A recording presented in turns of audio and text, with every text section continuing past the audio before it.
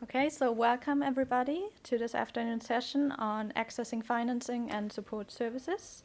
I'm Nicola Dötzer. I work for the Department of Energy and Climate Change as a private finance advisor in the International Climate Change team, and we specifically work on projects that aim to mobilize private finance for clean energy projects in developing countries. I think the session overall is supposed to kind of link to your previous sessions, where you already heard a lot about the challenges that you all probably already encountered in trying to approach business in emerging markets. And I think this session specifically aims to explore further the challenges regarding accessing financing, accessing expertise, accessing knowledge, and capacity development in general. And I think we have a good diversified panel over here who can talk a lot about their experiences in raising capital and accessing these services or in providing these services. So let me introduce you first to Ian Callaghan from Include Capital Advisory, to my left here. He's the managing director of Include Capital Advisory Services, and Include is an intermediary in inclusive investing that offers fundraising, corporate finance, and other transaction-related services to financial institutions, funds, and companies.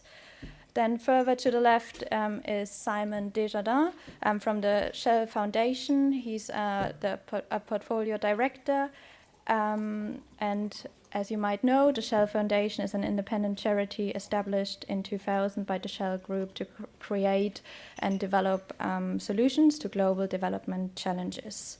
Further down the left is Seb Meany from the Department of International Development. He's a senior private sector development advisor who works in the climate and environment team in DFID and works with me closely on several of the projects we do on mobilizing private finance in emerging economies.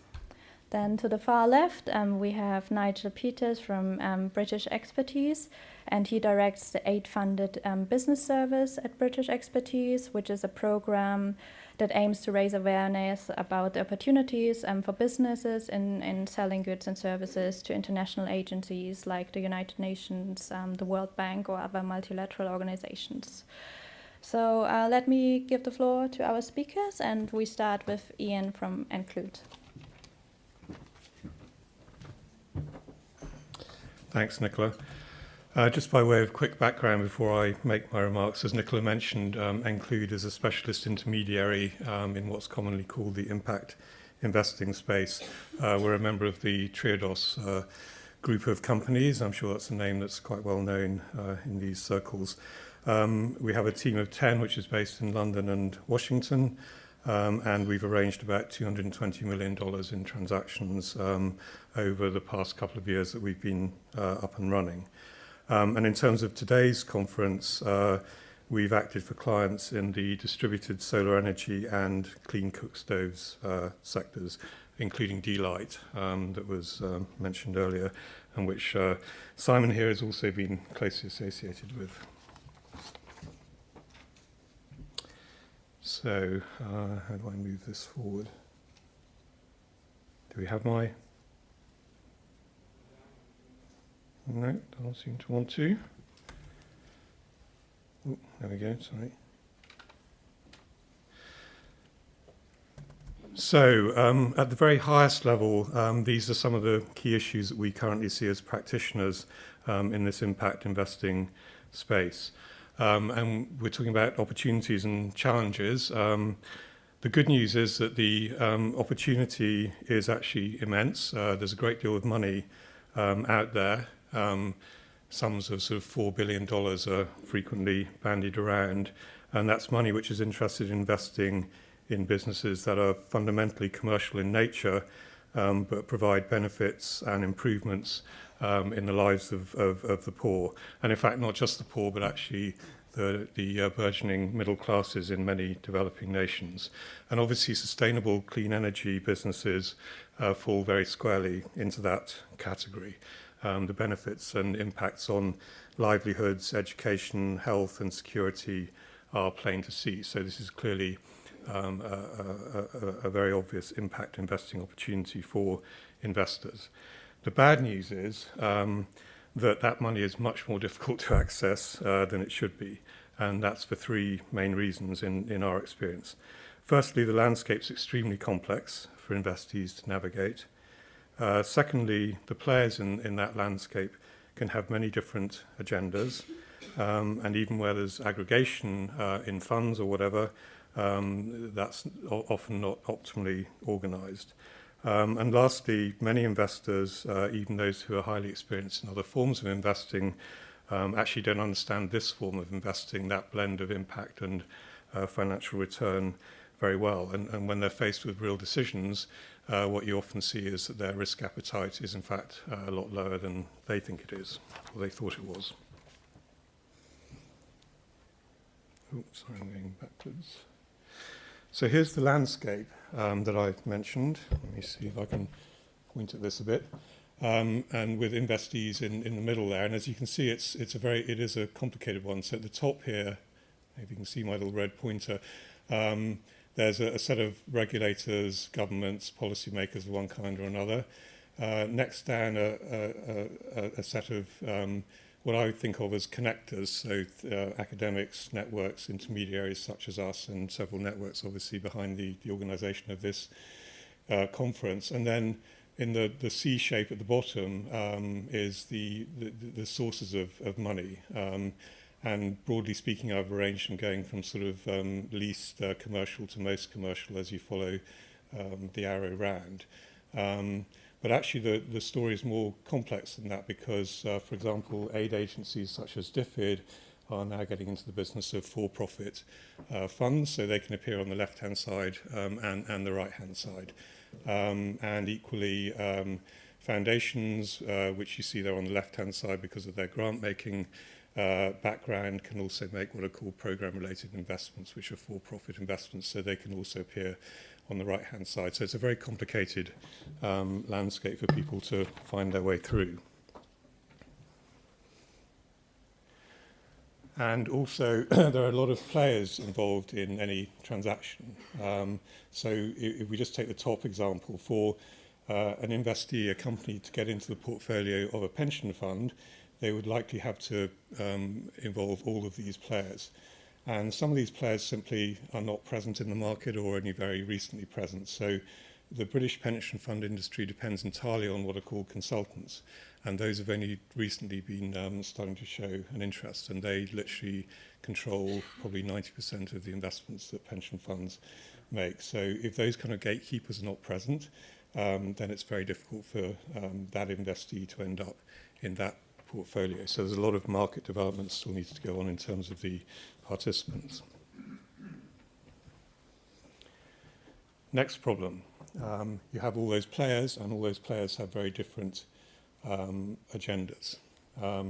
So in any investment, the investor is going to look at a set of investment criteria which are either handed to them or which they make up themselves. And I've just listed 7 here. I mean, in reality, there's probably dozens of criteria that will apply to any investment. So they'll look at the sector. So some investors may invest in clean energy generally, some will only invest in solar, some will invest in solar but not clean cook stoves or whatever it may be. There are very different geographic agendas, types of investment, the life stage of the company, which is very important, the investment thesis that they have. For example, some investors only believe in investing in locally based companies. They won't even look at companies which are based in the developed world. Then there's a level of commerciality or return, and then the length of the investment horizon. So when you think about those, and as I said, that's a small subset, if you need 3 or 4 investors to make up a particular deal and you multiply that by 7, one of 21 or 28 things needs to go wrong and suddenly you haven't got a deal. So actually, lining all these bits to jigsaw up is actually incredibly complicated for companies which are, at an early stage in their development, very likely won't have very sophisticated financial or investment kind of people working for them. I mentioned life stage. I won't go into this in any detail, but this is the product of some work we did recently for a big foundation, and what came out of that was that it's really important what kind of money a company attracts at what stage of its evolution along that journey from blueprint to scale. And grant, debt, equity, and guarantees are all appropriate at different times, and indeed different mixes of those types of money.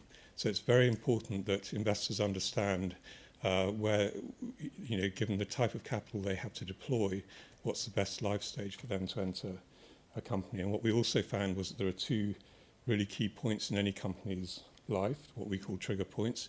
The first is where they first go out beyond friends and family for external investment. And the second is when they make that transition from what can often be a kind of scratchy startup to what's sort of recognizably a proper company that's on the point of scaling. And it's really important that the right investors are available to them at those sort of critical life junctures. Next, and this is a really macro level, I talked about aggregation earlier, and that's where funds are put together to invest in a particular sector. And it's really necessary that there's a good balance of those funds. And the first impact investing opportunity was microfinance.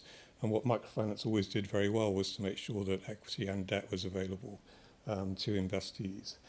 So if you look at all the funds that were established between 2008 and 2012, you can see a really good mix between fixed income, that's debt funds, equity funds, and mixed funds. And then even better actually is the amount of debt to equity, which is roughly 80-20, which is probably about the ideal mix of equity and debt. So whether by accident, design, and how it happened, microfinance has always done that really well, and that lies behind the rapid development of the microfinance sector. Unfortunately, what we haven't seen to date in this sector anyway is anything like that balance. So we know 4 funds that are being structured at the moment, and each of those is a debt fund. There's a real shortage of equity for these clean energy businesses. Actually, Seb just told me that the 5th fund does have some equity in it, so that's great news. So just some quick conclusions from that, what needs to change to really move things along. Firstly, the landscape just needs to be made much easier to navigate for companies which, as I said, often won't have a sophisticated finance function at an early stage. And that may mean that investors actually need to just free up some of their investment criteria in order to create some more commonality. Second, I think it'd be great if the big players would, could pay attention to the balance of equity and debt. I think at a macro level, that's very important they do that. I would say this, wouldn't I? But I think there need to be more specialist intermediaries. Any good marketplace depends on skilled intermediaries that know who the investors are and who are the investees that need their money. Transaction times need to be radically shortened. Funds can take 2 years to organise at the moment, and individual transactions can take a year in terms of pulling all those bits of the jigsaw together. And meanwhile, the poor companies who are waiting for the money are looking at timescales of months, not years. So we need to speed all of it up. Thanks.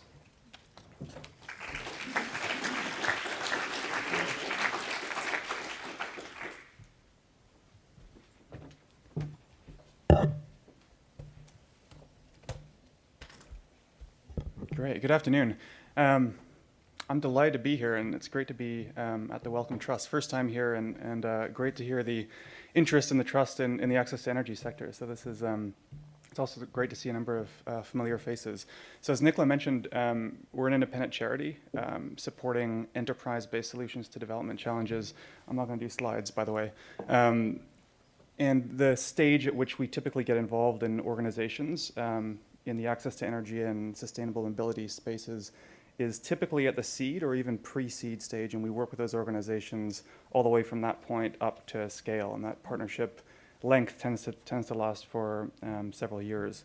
Before I get into this, I'm assuming that the audience here is a mix of European or UK businesses interested in emerging markets from an access to energy context, or some folks from the investment community and some public sector funding. So I'm sort of gearing this few minutes at that audience.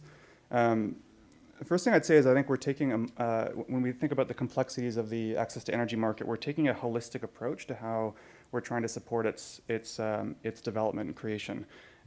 So we're working with both enterprises at the customer-facing level up to financial intermediaries providing a range of capital to those customer-facing enterprises, all the way up to industry bodies that are supporting the overall sector with access to information and other services. And we've been doing this since about 2002. The foundation was founded in about 2000. So we've been doing this for a while. And we're actually a few months away from launching a report on some of the lessons learned over that period. But it certainly comes from, some of those lessons have come from a ton of failure in the early days. But the overall, the takeaway from this is that we continue to see an enormous role for philanthropy in this sector, and not just philanthropy then deployed as investment capital, as so many impact investment funds are structured, but philanthropy deployed as philanthropy. And I guess Ian, you mentioned Blueprint to Scale. It's a great, for those who haven't read it, a great example of where so many of these organizations are at the stage where they are not ready for investment capital of any kind, debt or equity or even a guarantee. And so many of these organizations, particularly in the access to energy space, don't even have technologies that are fully developed, don't have teams that are fully developed, don't have business models that are fully developed, and yet are out there in the market trying to raise millions of dollars of investment capital. And in our view, just aren't ready for that. So we still think that there's a role for philanthropy deployed not as capital to subsidize the price of the end product or service, but as capital used to offset and to validate the original concept behind a business, and to help a team build internal capacity such that they can really get those early data points and validation points from customers such that they can go and raise capital from the markets.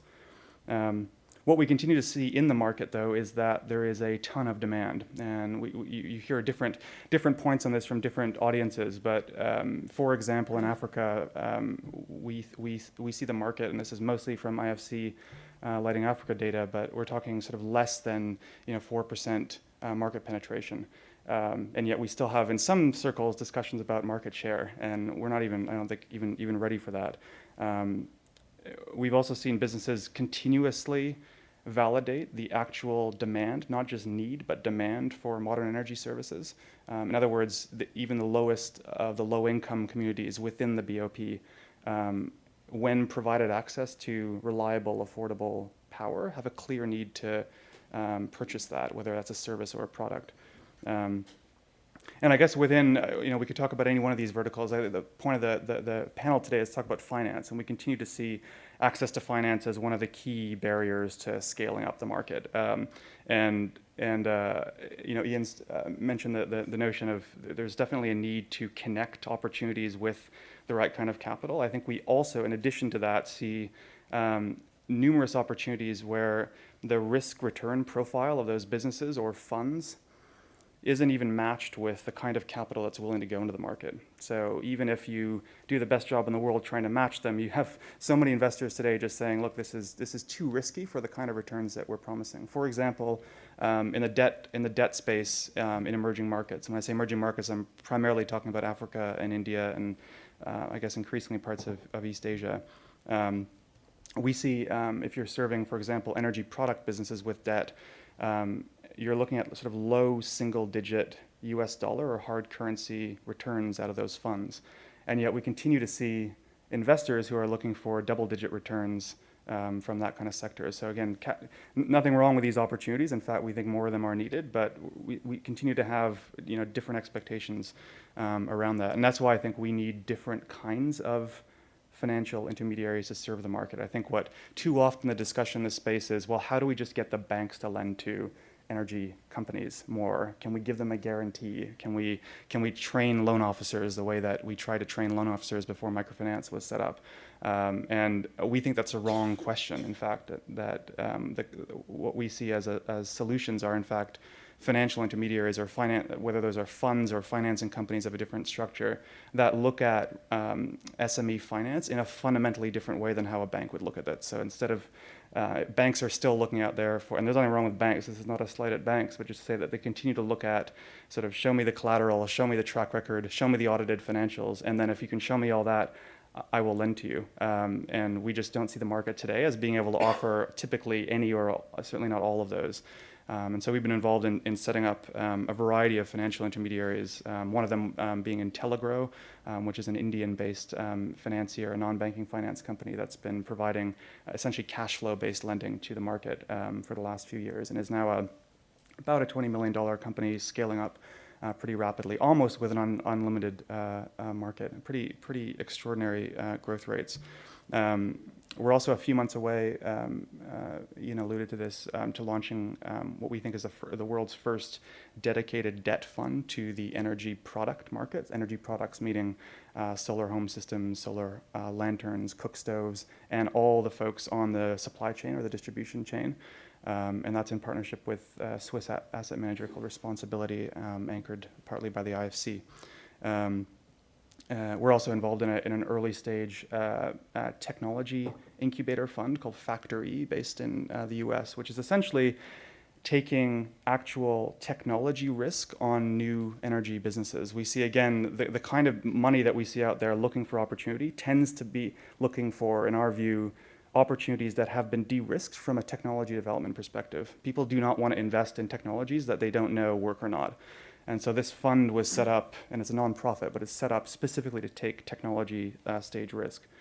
But the broad takeaway, and the last thing I'll say is that the broad opportunity that we see in this space is the role, an increased role for the public sector to get involved in unlocking finance into the space. And as I mentioned, you still have a world where return does not meet risk in terms of the eyes of most investors. And we see an increasing role for both foundations, but increasingly, because there is more capital there in general, public sector finance to help unlock those opportunities, whether that's public sector playing a role in a first or a second loss structure in a tiered capital fund, as we're doing with the Responsibility Fund, whether that's public capital being used to accelerate the pace of innovation on the technology side. So many of these businesses need to plow in huge amounts of R&D capital, very, very high risk capital, to develop new energy applications, new business models, new ways of getting those products and services out to customers, and with a huge amount of risk. And so few investors actually prepared to put meaningful levels of capital to actually allow companies to do that in a very structured way. So we think, along with small foundations, but increasingly where the larger pools of capital are in the public sector, can be extraordinary catalytic to do this. And in fact, we're working with DFID in a number of ways, but one of them is, in fact, to do that, is to actually put capital in very carefully selected organizations that are on the path to scale at one point or another, and that need capital essentially to accelerate the pace of innovation. And that's been incredibly successful over the last couple of years, but I think we need to do more of that. And we see an enormous role for public sector to unlock other kinds of financial intermediaries as well. So I'm hoping, I think that's, as a takeaway, and to come back to the purpose of the panel, I would say probably in this context, one of the biggest opportunities that we could provide. But I'll leave this, I'll hand it over to Seb, who is actively working on a range of really interesting solutions, but I'll let Seb talk about those.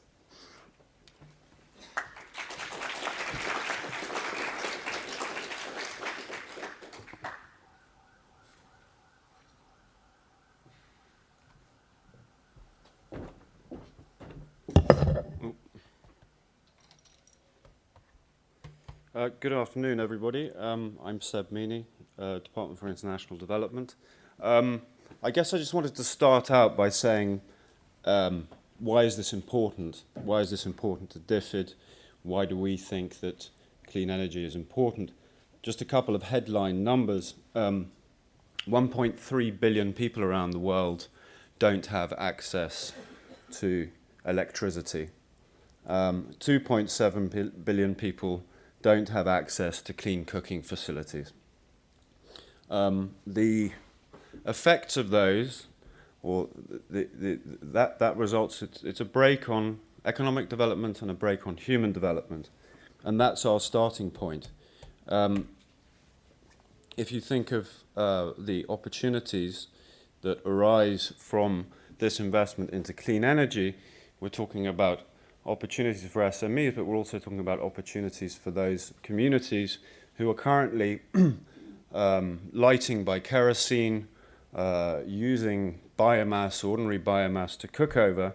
And this has really detrimental health effects. You may not be aware of them. I think 4.3 million people per year receive negative respiratory disease because of kerosene. So this is very, very important to DFID.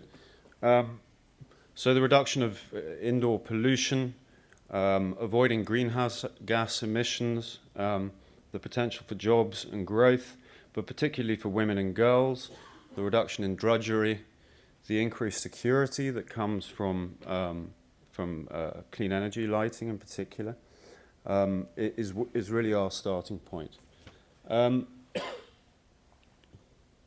In terms of where I sit in this, we have the International Climate Fund, which naturally wants to promote mitigation of carbon, adaptation to future climate change, and reduce deforestation. So there are three entry points here. It's not only a carbon reducing, clean energy not only has a carbon reducing effect, it also is positive for human development, and it is positive for job creation and economic development. Now, I'm not going to talk specifically about the interventions that we do with Shah Foundation because my colleagues are here and are better placed to talk about that than I. What I did want to talk about is some of the other bits that we are doing in my department, especially for those of you who work in business and are wondering about, what DFID can do for you. So we have climate innovation centres, which are in development. The plan is to have 9 of these around the world, to create a network to facilitate cross-learning. These are all in emerging markets, and to assist with developing local SMEs and entrepreneurs to develop innovative climate technologies and business models through financing, advisory and training, which we've heard is really important, through market intelligence, and through office facilities. We have one which is up and running in Kenya at the moment. That's jointly funded by DFID and NIDA, with 41 clients from 175 applications. There is a lot of interest in this space. Of those, 26 are in the renewable energy area. We also have results-based financing, which is, for those of you who understand the electricity markets, is like a feed-in tariff, but for smaller businesses. This helps to create an incentive for firms who are pioneering market development to offset some of those costs for pioneering. It's as has been mentioned by Simon, one of the key issues is low product volumes and inefficient distribution, or distribution still being worked out for many of the firms. And then, from the point of view of information, what information can investors what information can investors have in such a dispersed marketplace? We've also worked on a global index of attractiveness for clean energy called ClimateScope, and that will soon be launched. We did that together with Bloomberg New Energy Finance, and that will give you the enabling environment. That will give you a score for 55 countries around the globe. The enabling environment, the value chains in countries. So if you're thinking of investing there, and by the way, this is not just on-grid, this is also off-grid. So the small, the product sector also. The value chains in that country, the cost of debt, cost of microfinance, availability of microfinance, all of which tells you a little bit of a better story than you currently have on whether that area is potentially investable. I guess finally, we've been working for some time thinking about how we can best be involved in supporting SMEs to scale up, to cross the commercialization valley of death. Again, read Blueprint to Scale and you'll understand what I mean by that. But there is a requirement, as both panelists have just said, for flexible financing. But I think, and so we've created a financial model which backs up everything we have heard just now. We are still considering how our intervention is best deployed. But I think a key challenge from that analysis is around fund economics and the difficulty of establishing a fund in a dispersed and geographically dispersed and sectoral-based market to get the transaction cost at the right level to support a certain size of fund and where the fund can only deploy or the market can only absorb a certain amount of money. And I think that's the real challenge here. Finally, I'm not sure how long I've been going on for.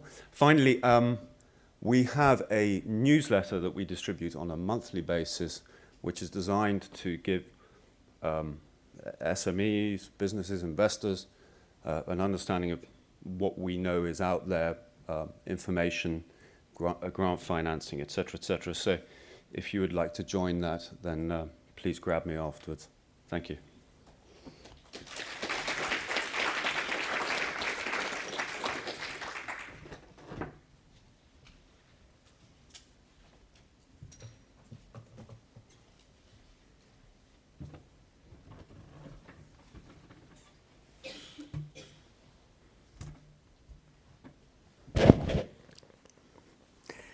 Thank you. Just to explain the introduction, I'm talking today on behalf of UK Trade and Investment, which is the government department that helps you sell goods and services around the world. British expertise that was mentioned, so I'm a private sector contractor delivering a government service, and British expertise, some of you in the consultancy business may know, is a trade association helping consultants win work internationally. But I'm really here today talking about the aid-funded business service, which is a government department. In fact, UKTI is 50% owned by BIS and 50% owned by the Foreign Office, so it's a joint venture in government. Sorry, it's a different keyboard to the one I'm normally used to. Whoops, that's not very... So that doesn't... Sorry, left click on the mouse is the old one. So our mission in life is to help UK companies, organisations understand how the development and humanitarian aid agencies procure goods and services. So my focus is very much on funded projects that are out there and how you, when you have a product or a service, can access them. Certainly we do work in parallel, if you like, to the organisations that help you raise finance if you're a new business, innovation. But our central message is there's a lot of funded projects out there. You can see some figures given there. And in this sector, in clean energy, renewables, very simplistically, we look at the humanitarian aid programmes, primarily delivered through the United Nations, and where we see a lot of good products going into refugee camps in the solar area in particular. So, you know, there are funded opportunities there. And in longer term development, yes, we see increasingly the development banks funding projects in the developing world. And again, it's helping you understand how those development banks and the recipient countries procure those goods and services. So these are the main organisations we work with. The World Bank Group, by far the largest of the development organisations. You heard one or two speakers mention IFC, which is part of the World Bank Group, which focus on private sector investment, but the World Bank Group's main business is working through the public sector in emerging markets with subsidised loans. European Commission, very large aid programme, and then the regional development banks, the Asian, the Inter-American, the European, the Islamic, the African, the Caribbean. DFID, yes, we focus our link with DFID is primarily through DFID's procurement group and understanding how DFID procure goods and services through funded programmes. So you can see significant amounts of business in that sector there.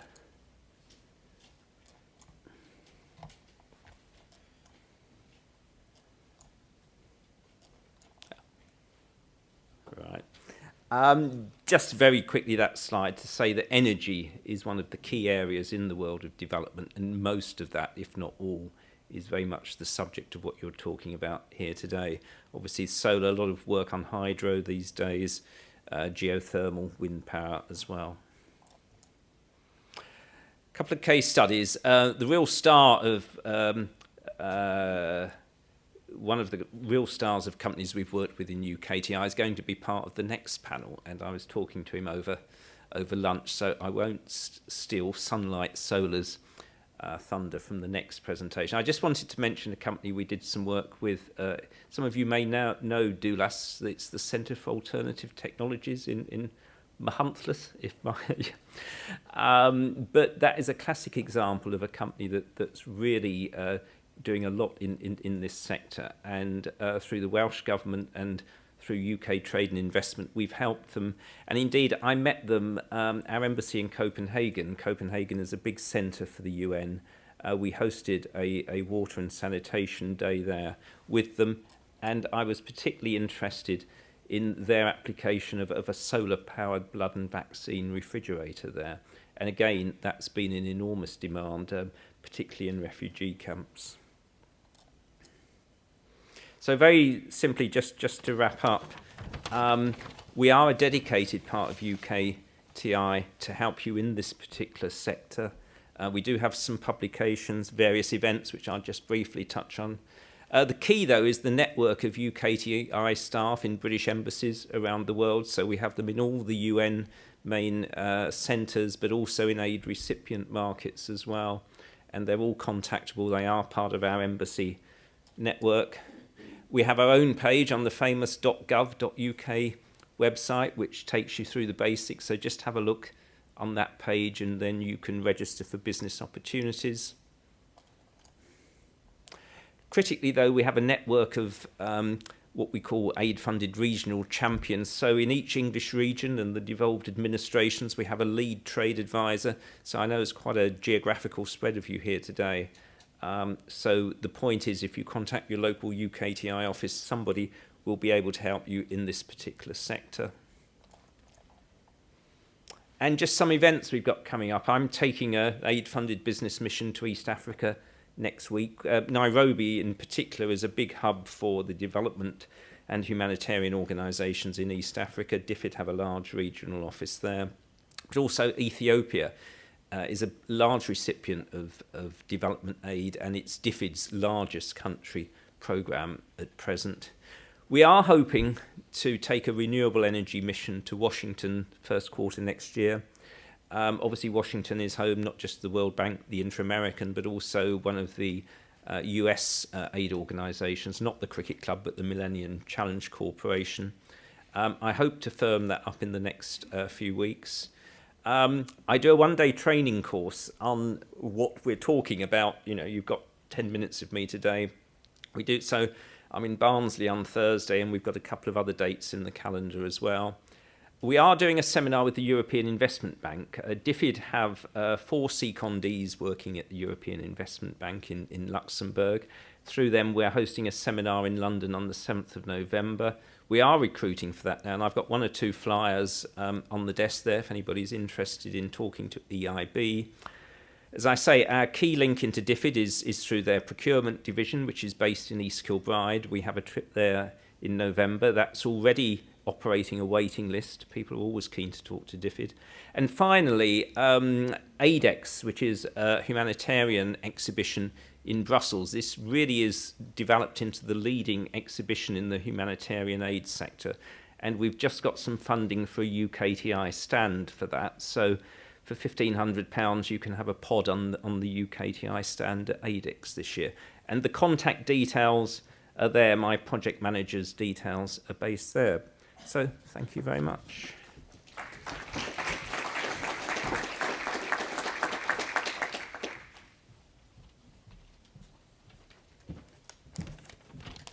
So thank you very much to all of you. I think it provided a good overview of the key challenges from different perspectives, and also a good overview of the kind of solutions your different organizations and institutions are working on to kind of counter these challenges.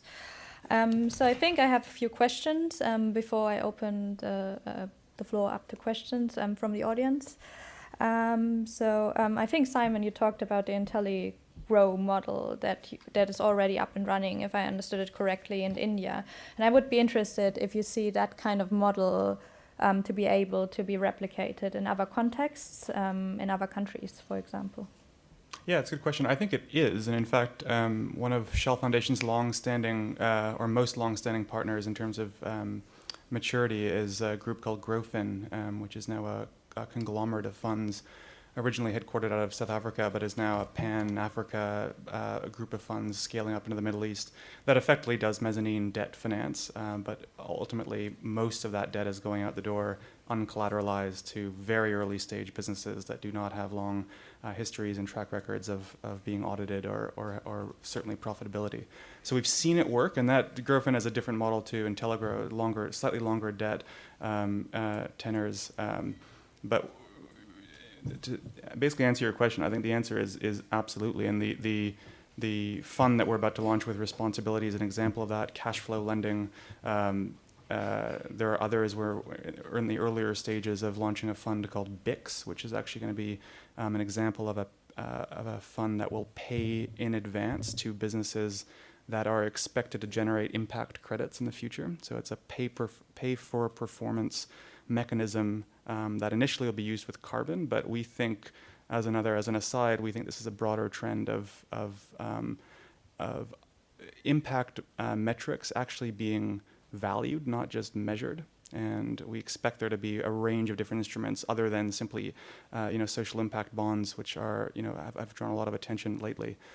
So we're sure there can be more of this. In fact, we're now seeing competitors popping up in India to IntelliGrow, so which is a great thing.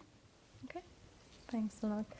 I think, Ian, you mentioned a lot about the kind of from blueprint to scale and the different kind of stages of financing that are needed. And I think you also mentioned that more and more donors like DFID or also DECC from that perspective move into also the kind of profit-making space. So I would be interested to get your view on how really catalyzing it is, or if it's sometimes kind of crowding out private investors in certain situations, or if you think it's rather complementary and if it's a good thing that we're moving in that direction, to get your insight directly. Well, I definitely don't think it's crowding out, because I think there's, as I said in my remarks, there's very little kind of equity available to these companies at the moment. So I don't think those arguments at all apply as they did sort of apply from time to time in microfinance during its development. So we really welcome people taking an intelligent approach to where and when they deploy their capital and getting out of previous straitjackets that they may have been in. So it's great to see Shell doing grants as well as convertible grants and getting involved in debt funds, and it's great to see DFID doing equity. And I gather, I'd imagine it'll be fairly early stage equity, Seb, that you'll be doing, which is definitely probably the most needed part in the market. So I think those crowding out arguments simply are not relevant at this stage in the development of this particular sector. Thanks a lot. I think, related to the kind of what role can the public sector play in mobilizing more private finance and helping you to move your business to emerging markets. I think the kind of aid-funded business service provided a good insight how the kind of more public side of things can be a good starting point. So I would be interested to hear from Nigel how you see kind of the opportunities from moving from this kind of aid-funded business, how it can open doors to more commercial business opportunities in emerging markets. I think it's a fair point. Even I think I mentioned Ethiopia, which probably gets the most development aid in sub-Saharan Africa, but that's only about 15% of the investment going into Ethiopia. So certainly we see the aid market as being a good source of funding because it does enable SMEs to enter developing markets and then establish their own contacts with the private sector, which is the real growth area in the long term in these markets. And so it's a way in, it's a good way of secured finance, but then yes, look at the business sector, from the private sector. Okay.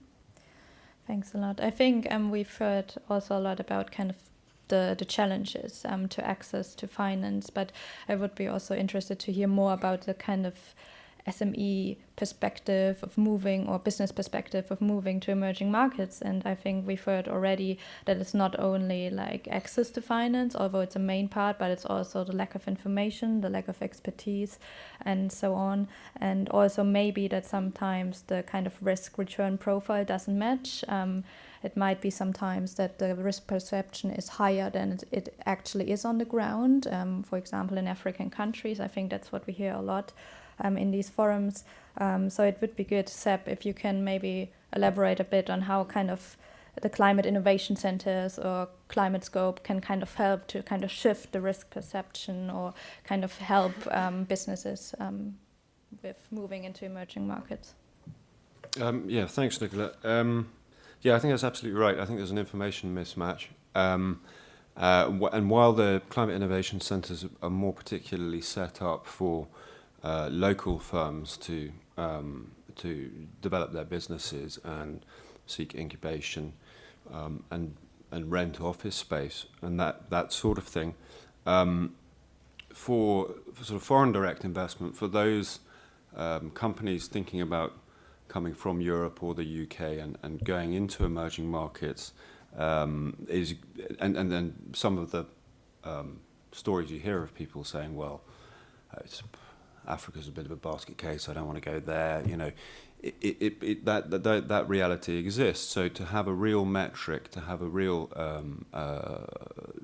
clear methodology, a clear index of ranking of various countries under clear, I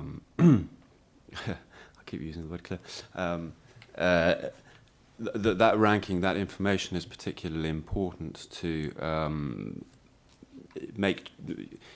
to help investors understand what the reality on the ground is, and you have those different parameters. Okay, that's great.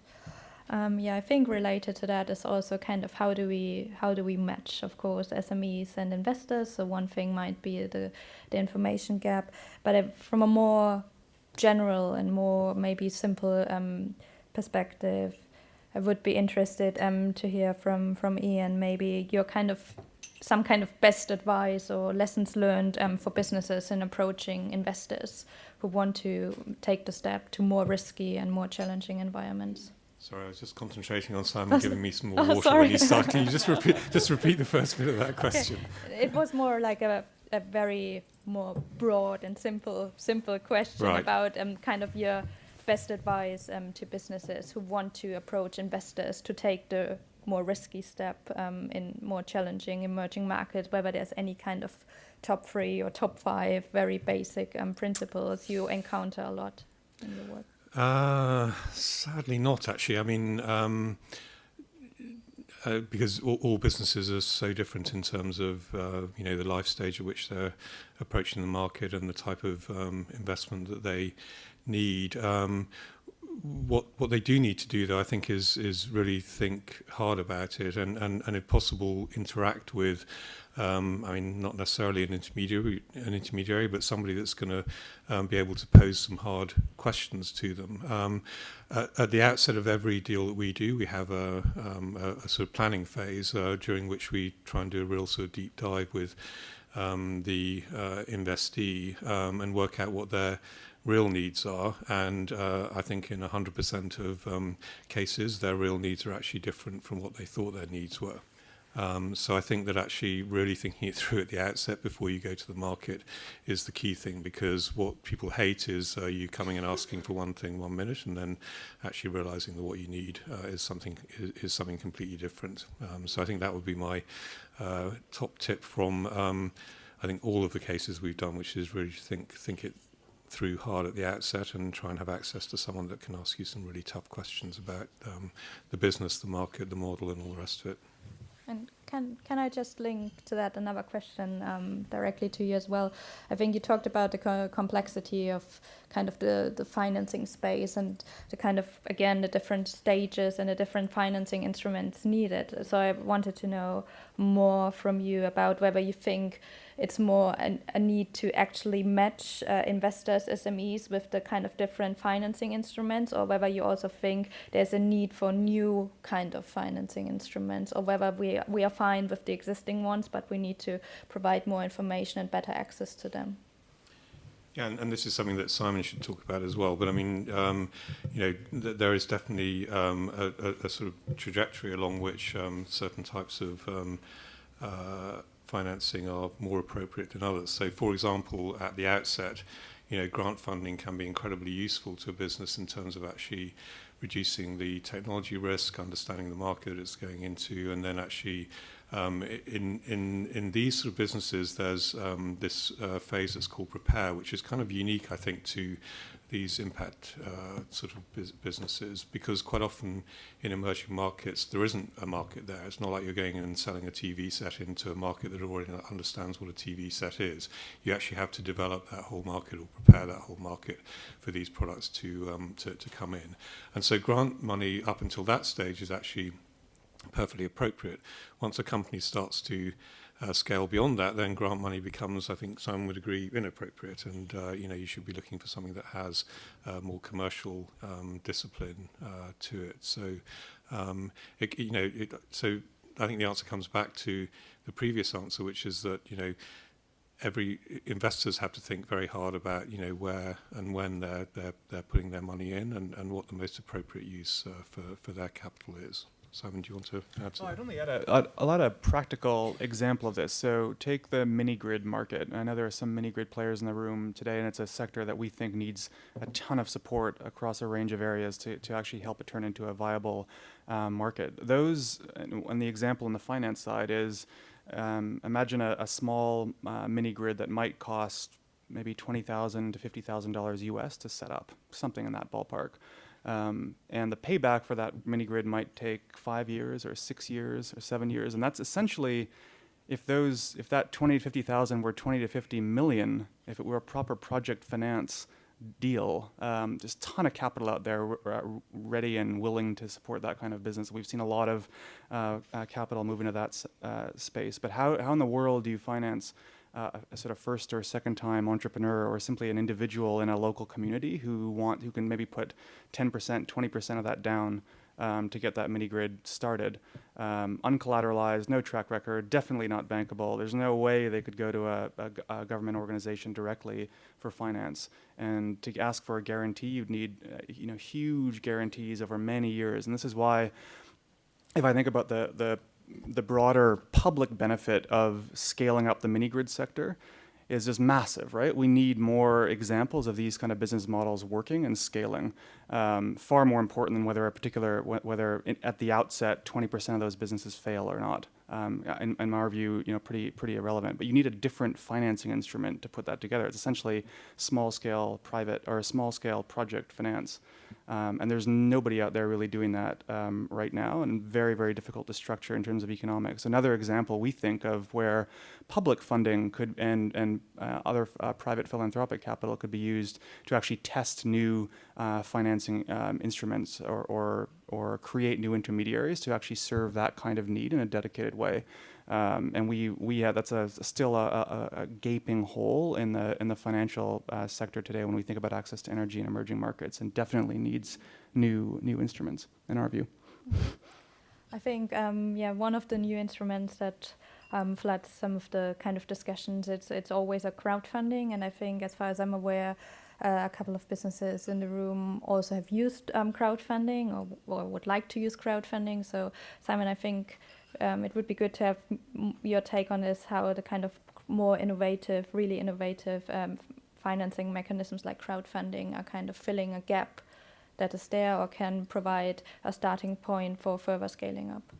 It might be. We've started to see some crowdfunding provide capital for seed stage opportunities. I think the actual real interesting public, in terms of the Joe Blogs on the street opportunity to support this space, isn't the lending $20 or $50 to a particular project. I actually think it's going to be to participate in the new financial intermediaries or funds that are being set up now to provide capital. Because right now the assumption is you scale up a fund to a few tens of millions, and that extra capital must come from banks or it must come from DFIs.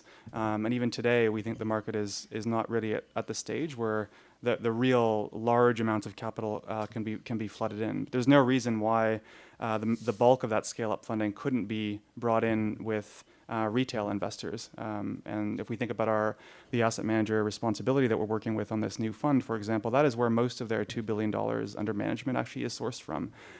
Why in the world aren't we doing this in the energy sector? And why in the world can't a average, albeit middle income or higher investor walk into a bank and buy a unit in an emerging market energy fund the same way that anybody in the room here would walk into a bank and buy a unit in a mutual fund? There's no reason why we can't get to that level of regulation, we think, and I think that's probably even more exciting to us than can we replicate Kiva for the energy sector? Okay, great. DECC and DECC should talk to the FCA. We will. Okay, so I think it would be good to open now the floor up to questions, because I think there might be a lot more interesting questions out there. Oh, sorry, please, over there. Mark Howard, Store Electric. I fully agree with what Ian and Simon said, that it's very difficult to get upfront financing for pre-proven investments. Since the financial crash, most of the venture capital firms have forgotten that the word venture is in their title. But what we've found is that although there is some investment available where the prototype costs thousands or tens of thousands of pounds to develop, it's impossible to find anything for an infrastructure scale prototype from anywhere. Do you know of any sources? It depends on the sort of level of capital we're talking about, whether you're trying to raise $100,000 or 10 million. Of the order of 10 million. It's probably in Ian's ballpark.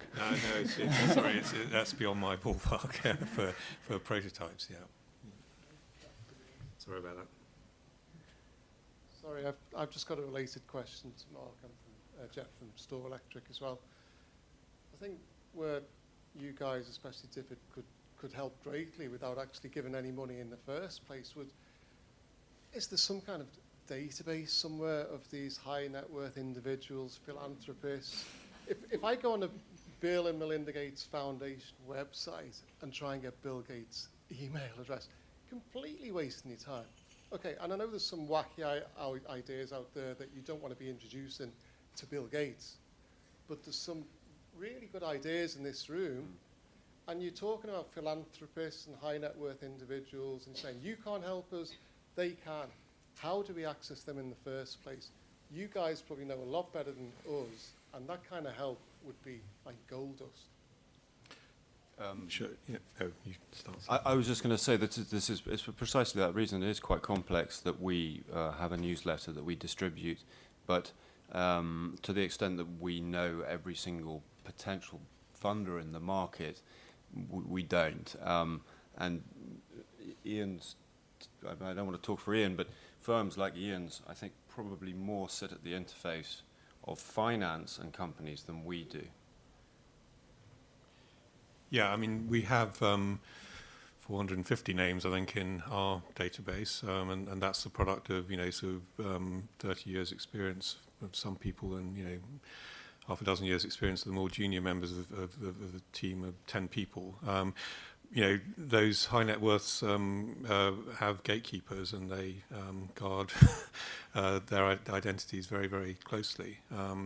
But I think what does need to break down is things like the consultants I mentioned earlier, who are the gatekeepers to the pension fund industry. Now, they're just beginning to get interested in this space, and more pension funds, because normally pension funds will only invest 200 million in something. I mean, they don't go for these sort of ticket sizes, but more and more are starting to put aside, special wallets of 100 million or something like that, out of which they can make sort of, investments of, a couple of million, 3-4 million, something like that.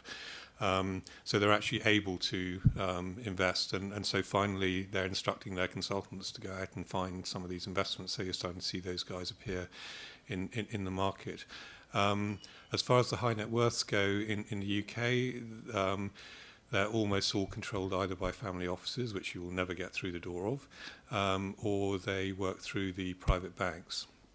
And the problem with the private banks is that you have to, in order to be shown to their customers, their high net worth customers, you have to be put on what they call their platform. And usually their platform will only take in things that are $100 million, £100 million in size or whatever. So again, you have the same kind of problem. Curiously, if you go to the philanthropic side of those banks, you'll have all the time in the world given to you, because those guys are paid by the hour to show their clients interesting philanthropic opportunities. But the guys on the investment side are paid by the investments that go through. So it's got to be worth their while to actually show those things to their clients, and it's not worth their while unless it's $100 million of product. So that's the problem.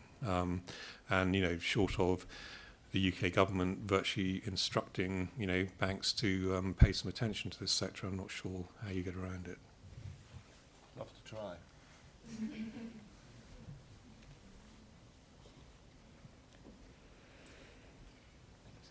Chris Bagley from the KTN. There is a database that can get you into various funding mechanisms. It doesn't go to the sector you've just said. It's predominantly public funding. But if you Google low carbon funding landscape navigator, you'll find out there's a database there of a whole bunch of different funding mechanisms, mostly public funding mechanisms, but there are some private funding bits and pieces in there, and it's worth a look around. Thanks. Any other questions? I think over there.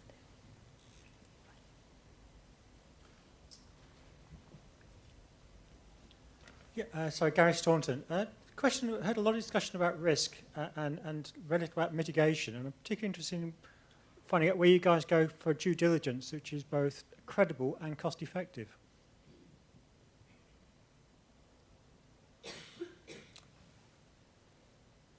Yeah. Why you want to take that, Seb? Well, I think there's no substitute in actually doing the diligence yourself. So in the case of Shell Foundation, we'd go out and spend huge amounts of time with a promoter team, both remotely as well as in person, in country, wherever they're operating, before we take a call. I mean, I don't think there's any. There's nothing different here, I imagine, on the panel in terms of diligence than how any other fund or financial intermediary might do diligence. I think the difference being that the risk tolerance levels might be very different, and the investment strategy or the stage of what we're looking for is probably quite different. But do you want to add to that? We might have misinterpreted your question, Gary. I'm not sure what. Are you talking from the point of view of an investor? Well, from all sides is that if we look at it from the investor side, one of the reasons you look at big funds, big investments, is because for small investments, the transaction costs can actually be a substantial portion of the final bill. Through to, if you want to go crowdfunding, is actually where does the crowdfund sources of funding go to actually find out whether buying a pig in the poke, perpetual motion machine, are a great idea. Oh, I see. So maybe one data point for you on that. There are a number of investor conglomerates, also mostly comprised of high net worth individuals. There's one that's now present in Europe called Tonic, which is TONIIC, which is a group of high net worths that want to deploy maybe 50,000 to 100,000 pounds or dollars per investment, where the overall size of the investment might be 4 or 5x that amount. And so they essentially are able to share diligence without actually having to be present on the ground. And Tonic essentially acts as a matchmaker to that. But I imagine, Ian, you'd probably be able to help in some of that as well. No, I mean, that's the one that comes to mind. I mean, there's another similar one called Clearly So, and then there are a few in the US as well, Investors Circle and one or two others. I just have a very bad memory for names, I'm afraid. But again, I think it comes back to the need for the sector to develop skilled intermediaries. I mean, that's one of the roles of intermediaries, is to provide exactly that kind of service and that kind of understanding, and take that kind of, be able to present that kind of dispassionate view. I think those who have the sort of wherewithal to think about the development of a sector at that kind of high level should be thinking about those kind of issues, and I would definitely include DFID and DECC in that, because I think skilled intermediaries are definitely needed. I think we could take one more question. There's one.